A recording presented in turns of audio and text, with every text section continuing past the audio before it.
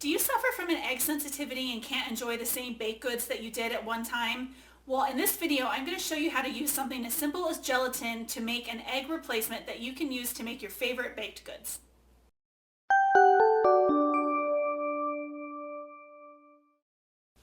Hi guys, I'm Jessica from DeliciousObsessions.com, and today I want to teach you how to use gelatin as an egg replacement. So several years ago, I was on the autoimmune protocol and I had given up eggs, but that meant that I also gave up a lot of my favorite baked goods. Now, while I don't eat a lot of baked goods in general, every now and then I would want to make some bread or some muffins or something, but since I couldn't have eggs, then that really kind of left me lacking with my options. So I learned how to use gelatin, which I always have in my pantry, as an egg substitute, and it works great. Okay, to make your gelatin egg, you just need a few easy supplies. The first thing that you need is your grass-fed gelatin. I use the Vital Proteins brand collagen protein. This is their hot soluble gelatin. You're going to need a measuring spoon, a 1 tablespoon measuring spoon, a whisk, and 2 small bowls. In this bowl right here, I have a tablespoon of lukewarm water, and then I also have my electric kettle right here to the side that has the water that I just brought to a boil. So what you're going to want to do is pour your lukewarm water into the main bowl, and then we are going to add a tablespoon of grass-fed gelatin to that lukewarm water. So we're just going to sprinkle that in there, and as we're sprinkling, we're going to kind of stir that in so it can start incorporating. So let's sprinkle that in, and so now we're going to whisk this all together. And you'll see that the gelatin will start to dissolve into the lukewarm water, and it's going to turn really shiny and almost looks like glue a little bit. It'll get really, really sticky. So you just want to keep whisking until all of the gelatin has been incorporated. Make sure there's none up on the side of the bowl there, and everything looks really shiny and smooth. So once you have that, we are going to add 2 tablespoons of really hot water, and this water was just boiling a couple of minutes ago.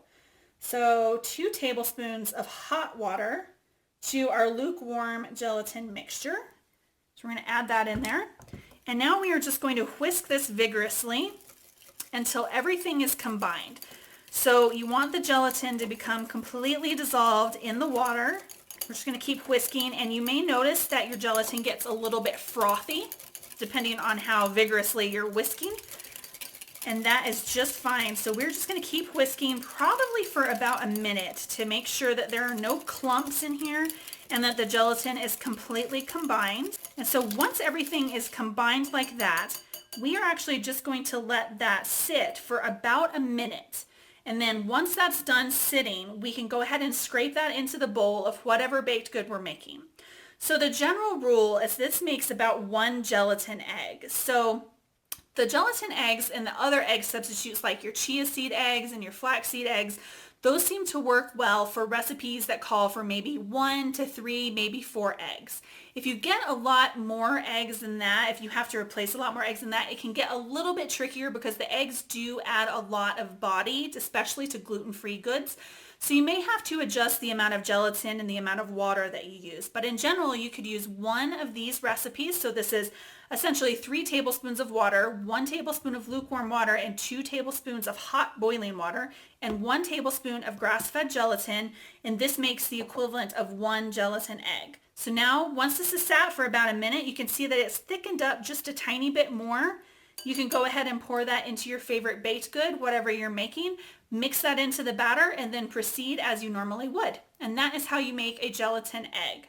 So if you liked this video, give me a thumbs up, and also make sure you don't forget to subscribe to this channel before you leave. I don't want you to miss out on all of the latest health and wellness news and real food recipes that we're going to be sharing. Have a great day.